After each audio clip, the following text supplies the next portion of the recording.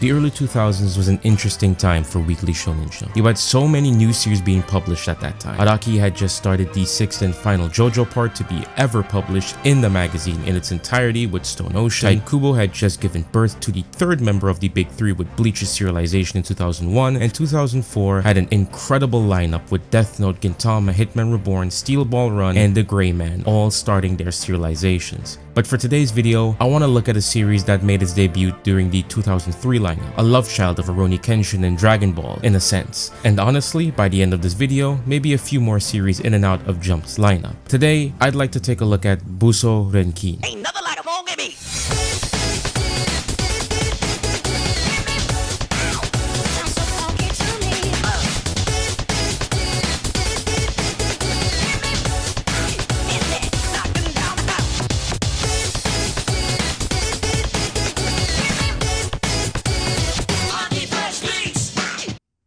Buso Renkin, as stated earlier, is a 2003 manga that is written and illustrated by the infamous Nobuhiro Watsuki. If that name sounds familiar to you, it's because he is the mangaka responsible for Rurouni Kenshin, and we already know the lore behind that. It had a 10-volume run and concluded its serialization in 2005 with an anime adaptation the following year. The story follows Kazuki Muto and Tokiko Tsumura, two characters whose life intertwine one night when Kazuki attempts to save her and dies for it. She in turn grants him new life as an alchemist warrior in a similar vein to how Ichigo is bestowed powers from Rukia, thus turning him into a soul reaper. Even the Kakogane, the device alchemists use to draw their latent power, is very similar to Ichigo's soul reaper badge. In fact, the entire battle system is very reminiscent of Zanpakuto and Bankai, with a Buso Renkin being the weapon of an alchemist warrior being an extension of their fighting will. With Bleach starting its serialization August 7, 2001 and Buso Renkin June 23, 2003, it's safe to assume that Watsuki did take inspiration from Kubo in this aspect. Or maybe this was coincidental. On the topic of inspiration, you might have been able to tell I mentioned alchemists a few times. That's because, similar to Fullmetal Alchemist, which also began serialization in 2001, the main power system of this world is alchemy. But that's where these similarities end with FMA, as alchemy is used and explained very differently in the series, while still keeping the real-world explanation intact. Alchemy is used to create homunculus and the Kakugane. It's strictly used for offense purposes and doesn't dive too deep into the other uses like Full Metal does. In fact, alchemy is seen as a failure to the public, similar to how it is in real life, with the usual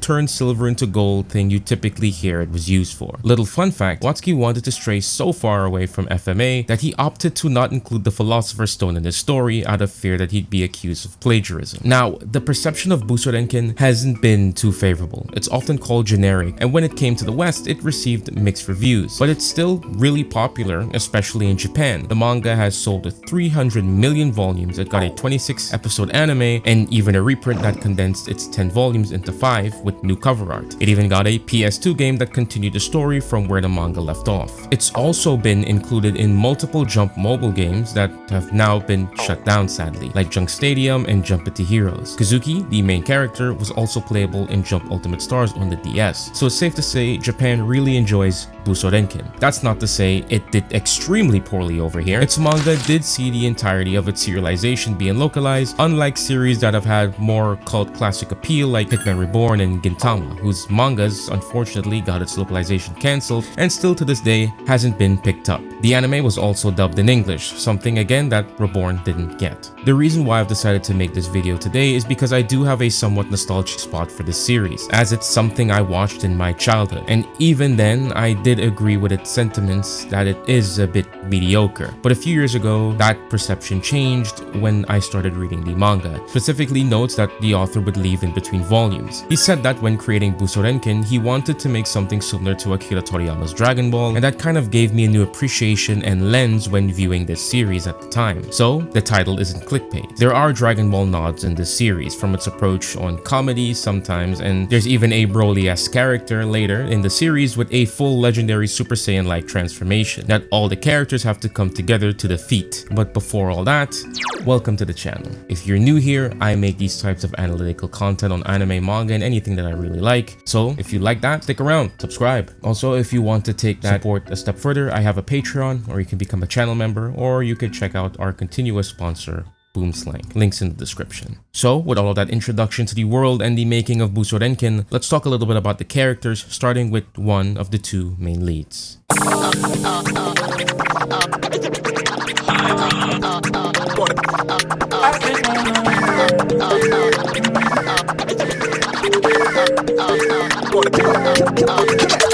Kazuki is your typical shonen protagonist, the good-natured ditzy guy who acts first before thinking, with a heart of gold. His first name comes from Kazuki Takahashi, who is the creator of Yu-Gi-Oh!, and his last name comes from Yugi Muto. So again, the inspirations run deep. His initial design also pulls from Watsuki's previous work, Rurouni Kenshin, as his hair is exactly the same as Misao. Although anime and manga isn't the only thing that inspired Buso Renkin and Kazuki as a character, if we know Watsuki, he loves American comics. Multiple of his characters are heavily inspired by Marvel characters, like Jine Udo and Rurouni Kenshin being similar in design to Gambit, just to name one. Kazuki shares common sensibilities with Spider-Man. At one point early into the series, he takes on the burden of fighting a homunculus that is out of his league because he is the only one who can.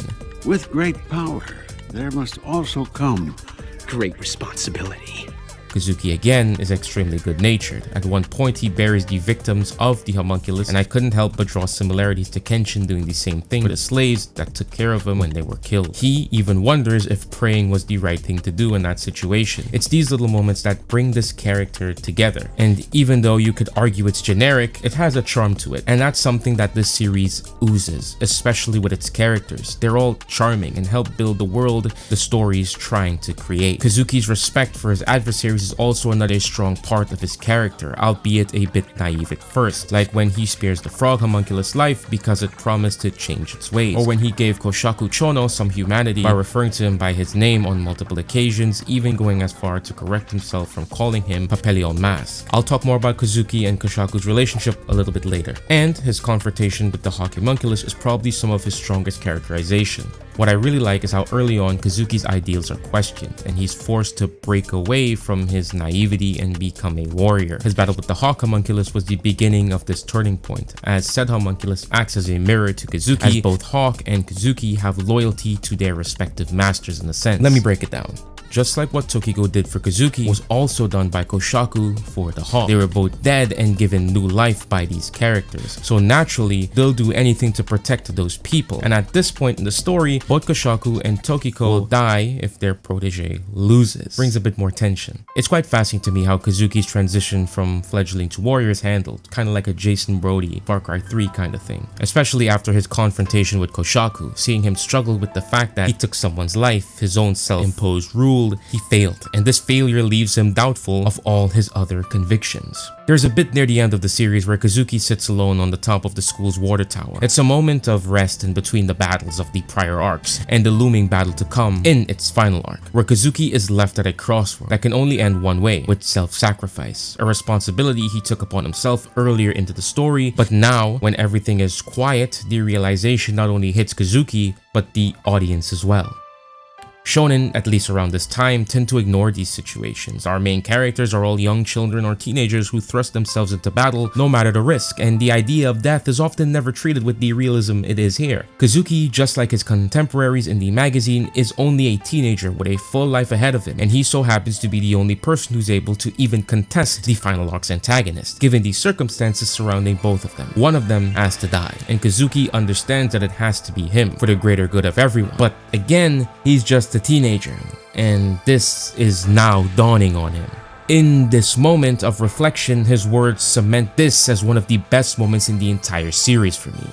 I'm going to save the world, but who's going to save me? The raw emotion throughout this panel is felt. It perfectly captures the bleakness of the situation. Kazuki was always ready to sacrifice himself, but now that all the battles have ceased, the weight of that reality is finally dawning on him.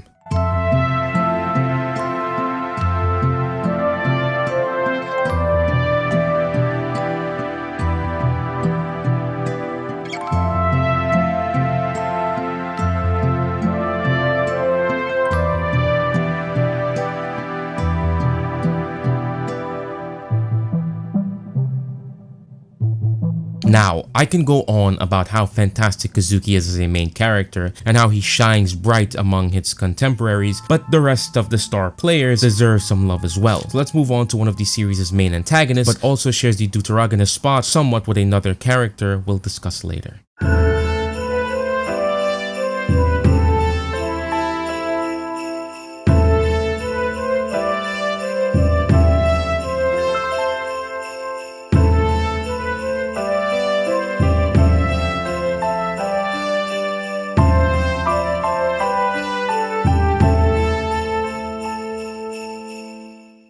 Shono is truly a compelling character. To me, his writing feels like that of a Rurouni Kenshin character. He is by far my favorite and, in my honest opinion, the best written character in the series. Koshaku stands in direct opposition to Kazuki in every aspect of the story. He's a recluse with a meager personality, but with a genius mind, an overachiever in every sense of the word, whose life is about to be cut short because of a failing body. He's a burden to his family, and his brother takes over the role of heir as Koshaku is slowly dying alone as he's constantly disrespected. But despite all of this, and the through line between him and Kazuki is the determination to keep going. This manifested Koshaku's dabbling in alchemy, the creation of a homunculus to be specific. In doing so, he hopes to achieve the perfect body, thus granting him immortality. This creation of homunculus is what pads out the first act of the story with a villain of the week style that culminates in a confrontation between the two that spells the end of the story arc, but the beginning of Koshaku's character. And thus, the first arc sets up the conflict between these two brilliantly. One of my favorite moments when Koshaku first meets Kazuki and points towards the hypocrisy of him getting a second life when Koshaku is denied his. 一度死んだんだ。生きたくありませんって言うなら、じゃあ死んだままでいろよ。自分はのうのうと生き返ってお前、俺にはこのまま死ねと。病という運命を受け入れて死んでしまえと。 And he's right to feel that way. Kazuki's willing to put his life on the line for Tokiko and die. It was a reaction to an action, but Koshaku didn't ask to be sick and dying. He had no choice. So why does Kazuki get a second chance after making the decision, but he gets none under circumstances that he couldn't even consent to? Kazuki, while emphatic to his circumstances, still isn't willing to let him get away. His view on the situation is to make the most out of what time you have left, something that he holds himself to as well. This leads to the end of the first arc with Koshaku becoming a homunculus and slaughtering his own family, who honestly deserved it, before being killed by Kazuki. Kazuki again calling Koshaku by his name before killing him is a really touching moment because it again shows that he sees the man behind the monster. It also communicates his willingness to keep his word as much as he can. In this instance, he didn't want anyone else to die. He's remorseful for having to kill Koshaku, and I believe it's because Kazuki does understand the pain he has had to go through all this time. On top of this, Koshaku's response is equally as interesting as he takes a moment to reflect on his name being called by someone who barely knows him. Prior to that, he said he'd spare anyone who could recall his name. Kazuki was that person. In a bit of irony, he does indeed spare him. Our antagonist, though, isn't dead, and here is where his character arc starts to develop as he gains his immortality and takes on a role of the series' main rival as he grows alongside Kazuki, going from a former antagonist to someone who has a deep respect for our main character, with him being the only one he'd allow to call him by his real name even after his transformation into Papillon. Kazuki's influence as a whole starts to rub off. Unlike typical homunculus, Koshaku refuses to eat human flesh, even if it's at a detriment to him. At a later point in the series, Kazuki too goes through a transformation, shedding his humanity of sorts, and this is juxtaposed against Koshaku's lack of traditional homunculus tendencies, as it shows him becoming more human in a sense, something he had long rejected even before becoming a homunculus, but I'll touch on that a bit later. His design is also inspired by Santana from JoJo. Again, the author is wearing his influences on his sleeve. This character is so well written that he alone can be subject to an entire video, but there's still a few more characters to talk about, so let's continue and speak about our second deuteragonist.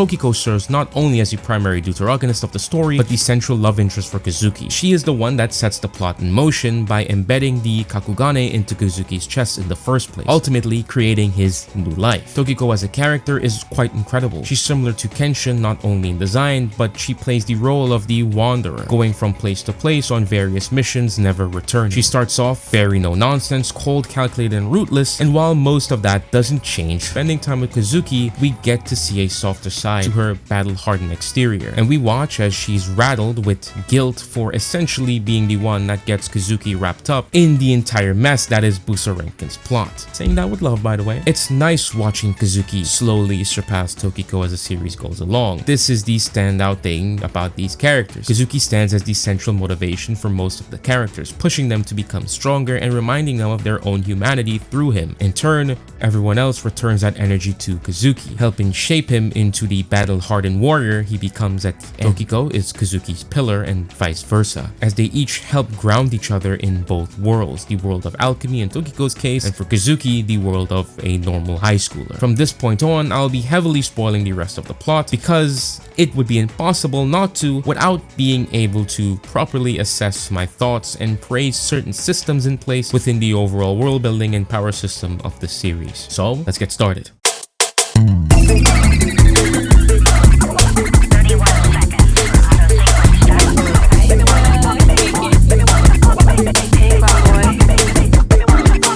Buso Renkin is split into 3 arcs, and I like to call it New Life, Alchemist Warrior Training, and Victor/Re-Extermination. The New Life arc sets up the main protagonist of the story following a simple, albeit generic Monster of the Week format that ends with the defeat of Koshaku Chono, leading into Kazuki's extensive training as he becomes an Alchemist Warrior under the supervision of Captain Bravo, an illustrious war chief and legendary Alchemist Warrior among his peers. This arc sets up stakes a bit more as the world slowly starts to open up and the supporting cast grows on both ends of the spectrum. And finally, the Victor arc/Re-Extermination, which is by far the best arc in the series. This is where Buso Renkin starts to become its own. The world opens up even greater than before as we learn more about the Alchemist Warriors, the Kakugane, and we're introduced to the best antagonist and transformation of the series, Victor.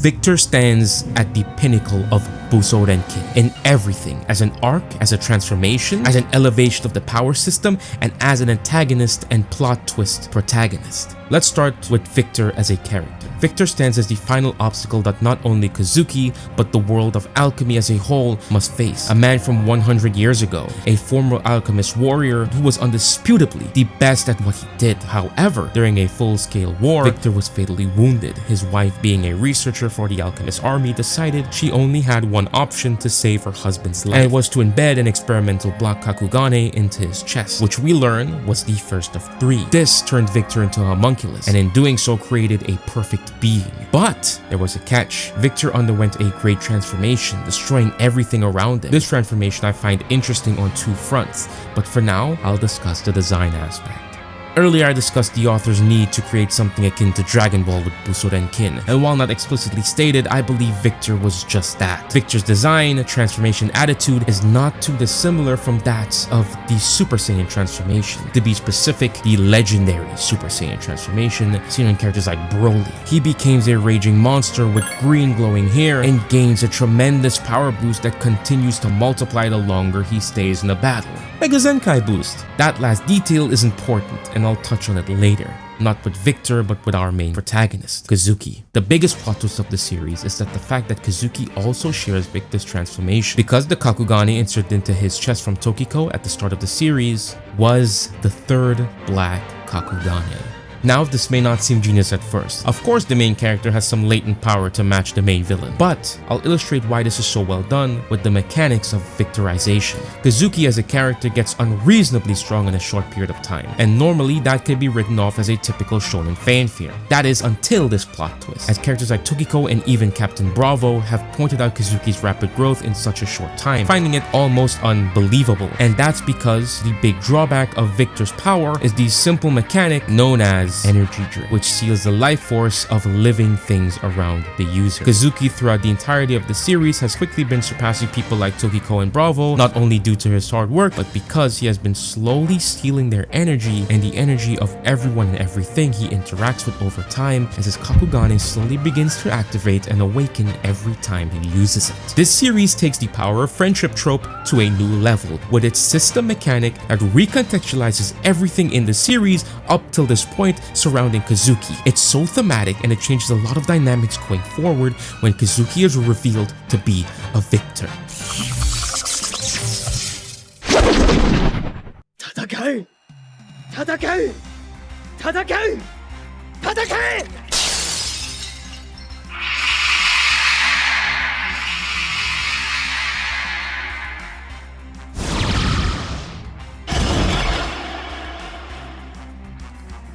The reveal of this twist is just as incredible as the twist itself. The build-up and foreshadowing as Kazuki and Tokiko storm their school that had been kidnapped by Dr. Butterfly, who was Koshaku's grandfather, thought to be dead. Tokiko being unsettled by Kazuki's sudden burst in power. The arrival of a newly reawakened Victor after 100 years facing off against Kazuki and Tokiko, utterly destroying both of them, leaving a gaping hole in Kazuki's chest, shattering the Kakugane and killing him before it finally awakens, revealing its true nature to be black. As Kazuki is granted a second life yet again, words cannot begin to describe the masterclass of writing put on display with these sequence of events. Post-editing me here, and I'm sorry for the background noise, but I just wanted to talk real quick about Victor's introduction into the story because I think it's so sick. So Kazuki blows up the container that he's in, right? And it cuts to Victor's hand stopping his lance, and the first thing Victor says when he's reintroduced into the world and introduced into the story fully is, "Good morning, who are you?" And I just wanted to talk about that because it's so sick. It shows how crazy strong Victor is and how effortlessly that strength comes, and it is literally one of the best villain introductions in all of Shonen in my opinion. Like, I don't care, this shit is sick. Anyway, let's get back to the video. As I said, the dynamics changed from this point on. Kazuki had become a victor, dubbed Victor 3, and is sentenced to be exterminated by the entire Alchemist army, leading to incredible moments like Kazuki versus Captain Bravo. Let's not get started on the dynamic it brings to Koshaku and Kazuki's ever-growing relationship. Koshaku holds Kazuki to a high regard out of respect for him, and is disgusted that he would reject his humanity in becoming a victor. Kazuki, however, has no plans of doing so, as he plans to die when it's all said and done and Victor is defeated, before he himself permanently becomes a victor, thus becoming nigh immortal. The entire confrontation between Victor and Kazuki starts on a rooftop of a Japanese school, and by the final stretch of this arc, it ends on the moon, giving us one of the best panels in the manga and, dare I say it, Weekly Shonen Jump as a whole. In fact, I'd go as far as to say the final arc is up there with some of Jump's best. I felt every emotion under the sun while reading this arc. I couldn't stop turning my pages waiting to see what would happen next, and even 10 or so years before embarking on this journey for this video, a lot of these moments from the final arc are still vivid in my head.